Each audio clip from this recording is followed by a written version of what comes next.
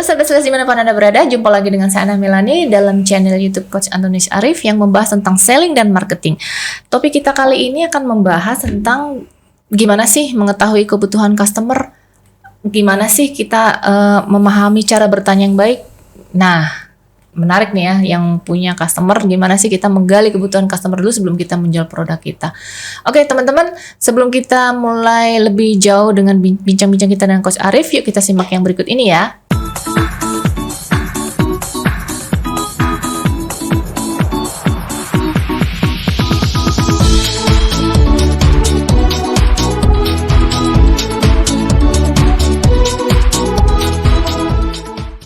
Sebelum Anda lanjut nonton video ini, silakan Anda subscribe, like, dan share kepada teman-teman Anda sehingga channel ini bisa bertumbuh. Halo sahabat sales dimanapun Anda berada, jumpa lagi dengan saya Ana Milani dan saat ini sudah ada bersama dengan saya Coach Antonius Arif. Halo Coach. Halo. Oke Coach, kita hari ini mau bincang-bincang tentang gimana sih kita menggali dari customer. Menggali kebutuhan ya, maksudnya? Menggali kebutuhan dari customer, terus apakah ada tips trik teknik atau gimana cara bertanya yang baik? Oke, sebenarnya teknik ini sudah pernah dibahas sebelumnya di teknik spin selling, spin question. Kalau nggak salah, mungkin di sekitar bulan lalu ya harusnya ya, bulan lalu videonya sudah ada. Nanti cari aja spin. Tapi nggak apa-apa. Saya akan men-sharingkan teknik lain. Oh, oke. Akan men-sharingkan teknik lain. Jadi kita akan men-sharingkan teknik lain bagaimana cara menggali kebutuhan. Tapi saya akan coba membahas dari satu sudut yang sederhana sih sebenarnya. Jadi gini, pada dasarnya kalau buat kita sebelum menggali kebutuhan, saya paling konsen banget Bu begini. Ketika kita jualan, saran kita adalah kita jangan terlalu meluas target market. Kalau target market terlalu meluas, kadang salesnya bingung mau ngomong apa. Misal contoh, kalau dulu saya jualan printer, saya mau jualannya kemana? Ke toko fotografi. Ya udah ke toko fotografi aja dulu. Habisin dulu. Sudah habis kemana? Baru sebentar menjelang habis, baru saya masuk ke percetakan gitu loh Bu. Jadi kenapa? Karena kadang-kadang seorang sales itu suka marketnya terlalu besar dan akibatnya ketika ditanya produk suka nggak nyambung gitu loh Bu. Karena mengerti betul masuk akal kan Bu ya. Nah seperti contoh, Ibu kalau ditanya tentang asuransi atau ditanya tentang bank perbankan atau ditanya tentang makanan, mungkin Ibu akan ngomongnya dengan gampang karena itu adalah target market yang memang sudah kita atau perusahaan konstruksi, perusahaan semen gitu kan ya, bahan bangunan pasti Ibu udah biasa ya. Iya. Tapi beda dengan yang lain. Nah, kenapa? Nah, ini maksud tujuannya gini. Kalau yang pertama, bagaimana sih kita bisa tahu kebutuhan customer? Yang pasti adalah ketika kita jualan kepada satu target market, kita tahu dong problem-problem mereka apa. Ya, betul. Betul nggak, Bu? Kita ambil contoh ya. Yuk, kita diskusi aja, Bu. Nggak apa-apa. Misalnya kita diskusi ya. Kalau perusahaan asuransi kan ada dua macam nih, Bu. Iya. Ya, ada agency, ada bank assurance. Ya Bu ya, kalau agency kan berarti yang di agentnya. Kalau bank assurance kan bank. Ya Bu ya. Nah kalau menurut Ibu, kalau agency problemnya biasanya apa Bu? Biasanya yang Ibu tahu. Agency. Mereka kita ngomong agent dulu. Nanti kan leader ada lagi ya Bu. Nah, agent apa Bu problemnya? Biasanya ya mereka mengeluarkan sendiri ya. Duit. Kalau untuk ya. Mengeluarkan uang sendiri. Ya. Akibatnya dia tidak termotivasi. Betul nggak? Iya. Ya, apalagi Bu? Problemnya agent biasanya. Jadi satu karena keluar duit sendiri, gak digaji, disuruh termotivasi, nggak make sense. Ya, terus yang kedua apa? Iya apa contoh? Kemungkinan yang bisa jadi mereka nggak merasa tidak punya database. Betul nggak Bu? Nah itu kan contoh ya kalau agent. Kalau bank assurance, agent kita ngomong agent ya, agency. Kalau atasannya problemnya apa? Merekrut, mendevelop mereka nggak bisa, betul ya? Udah didevelop orangnya nggak jalan, orangnya mengundurkan diri, betul? Nah itu problem issue. Kalau bank assurance problemnya apa? Mendekati orang banknya, gimana cara ngedeketin orang banknya supaya dia bisa ngasih database, betul ya? Terus kemudian menelpon nasabah yang platinum, nasabah yang VIP, betul nggak? Itu isu-isu yang terjadi di berbagai bisnis. Jadi masing-masing. Contoh lagi Bu, kalau misalkan isunya misalnya perusahaan apa ya? Kita ngomong misalkan perusahaan perusahaan konstruksi. Problemnya apa? Either kalah tender terus, betul nggak? Kalah tender, udah dapat proposal banyak, ada permintaan proposal banyak, tapi nggak pernah closing, salah di mana? Itu paling nggak sebenarnya problemnya sudah ada, Bu. Nah, kalau di perbankan kita ngomong perbankan, salesnya bank, problemnya apa?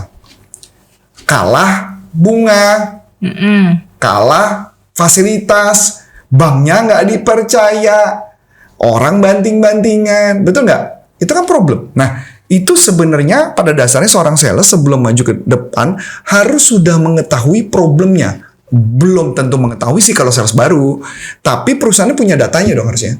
Nah, data itulah yang harus dibuat dalam bentuk sales playbook. Oke. Berarti kalau contohnya insurance tadi, kalau dipetakan itu, agensi itu lebih mungkin kalau setelah kita gali, tanya kebutuhannya, mungkin dia lebih butuh motivasi ya, karena kan mereka sebelum nanya, Bu, kita bahasnya ini sebelum nanya. Nanti kita akan fokus ke bagian nanya nih. Tapi paling nggak sebelum berangkat kita sudah tahu problemnya. Minimal sudah tahu dulu. Jadi kalau buat saya pribadi, setiap jualan ke corporate tertentu, industri tertentu, saya sudah tahu problem penyakitnya apa. Atau kayak gini deh mungkin gampangnya. Dokter itu udah pasti tahu dong kalau lagi musim banjir di daerah sini pasti banyak sakit perut, betul nggak? Nah, itu kan dipetakan, Bu. Jadi artinya problemnya sudah ketahuan, problem isunya apa. Nah, seorang sales harus tahu problem itu di muka berkaitan produknya. Masuk akal? Dapat ya? Nah, jadi kebanyakan orang tidak tahu karena dia tidak diajarin. Makanya kenapa ketika jualan ujung-ujungnya apa? Jual brosur. Masuk akal nggak, Bu? Ya. Nah, gimana caranya si sales ini tahu nih, Coach ya? Terutama misalnya sales baru nih. Nah, itu kan tadi. Dia belum mengerti. Ini menarik. Gimana cara sales barunya tahu? Business owner-nya atau manajer atasnya memberikan yang namanya sales playbook nggak?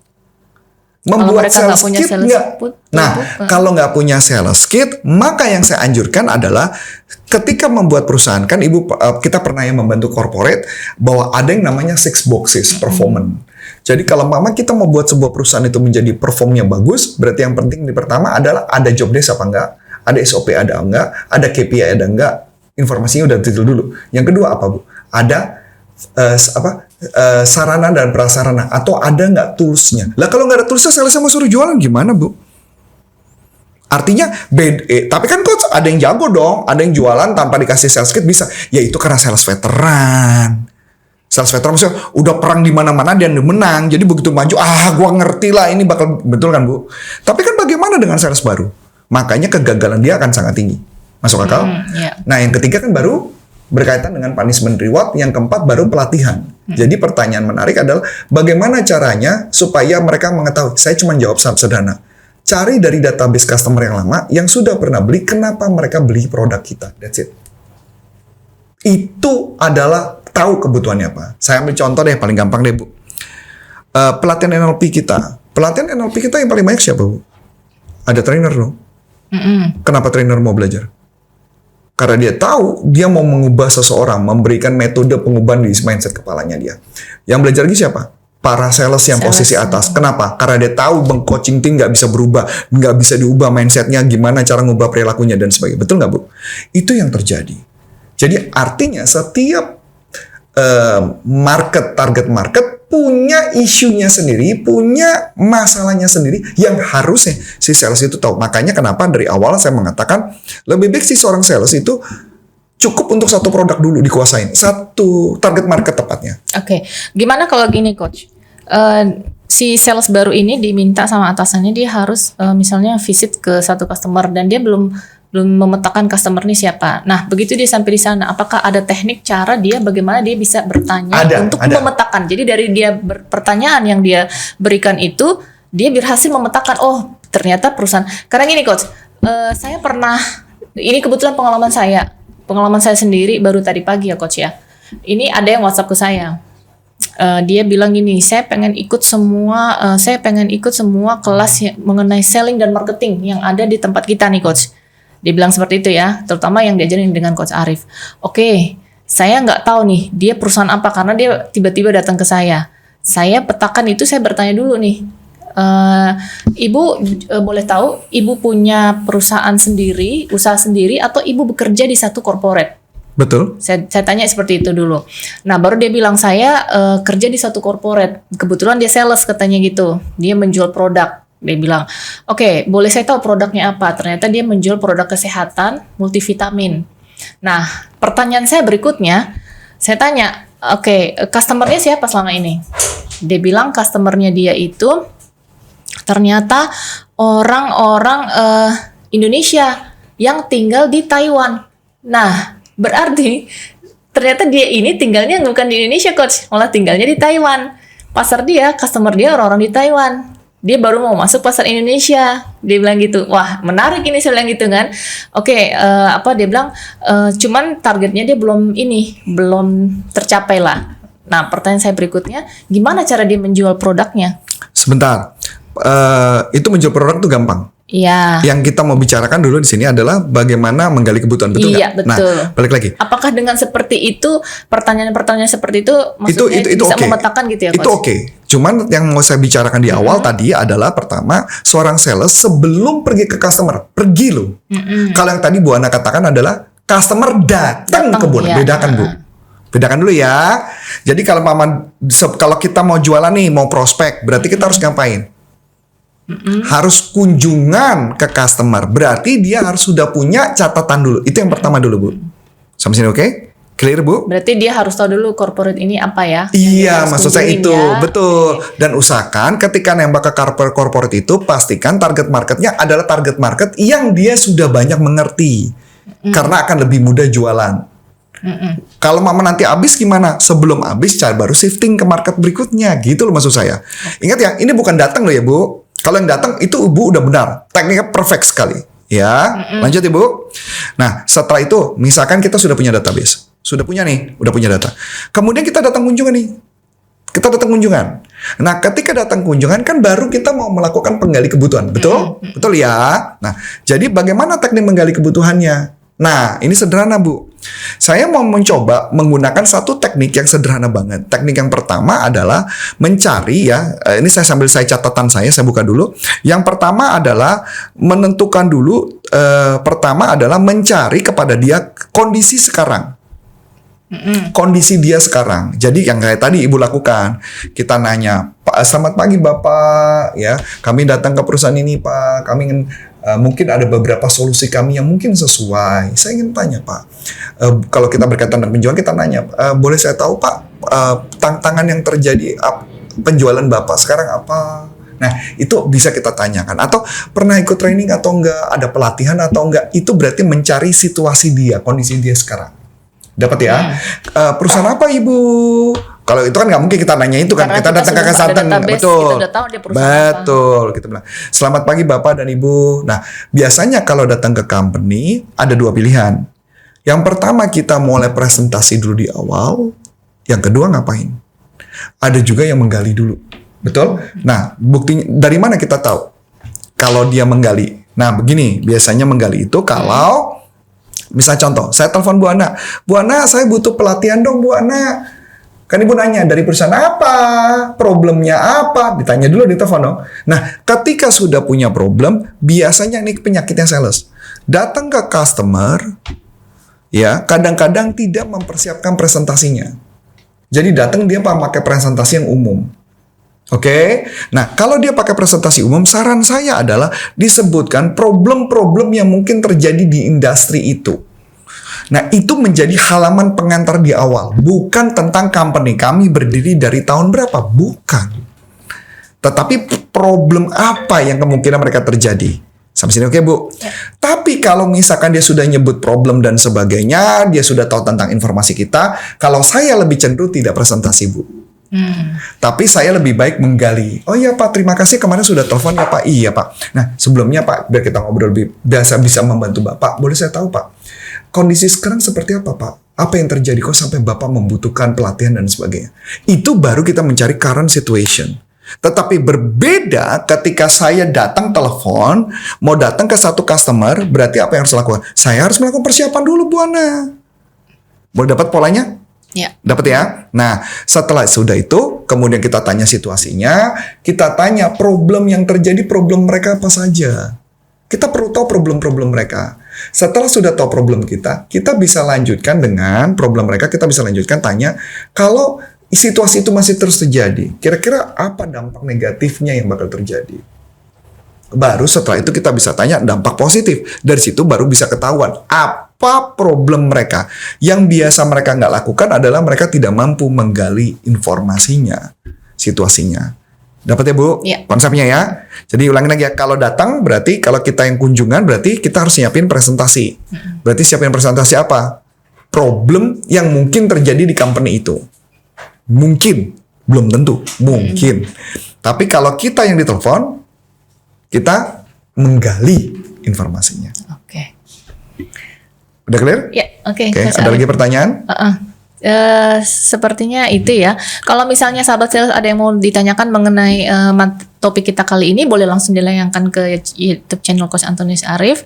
Dan oh ya, ini sepertinya nanti mungkin akan ada kelasnya ya Coach ya. Itu nama kelasnya ini Mastering Cold Call, itu di tanggal 29 Mei. Jadi sahabat sales yang memang mau tertarik untuk ikut, boleh nanti ya langsung ada daftar di sini gitu ya.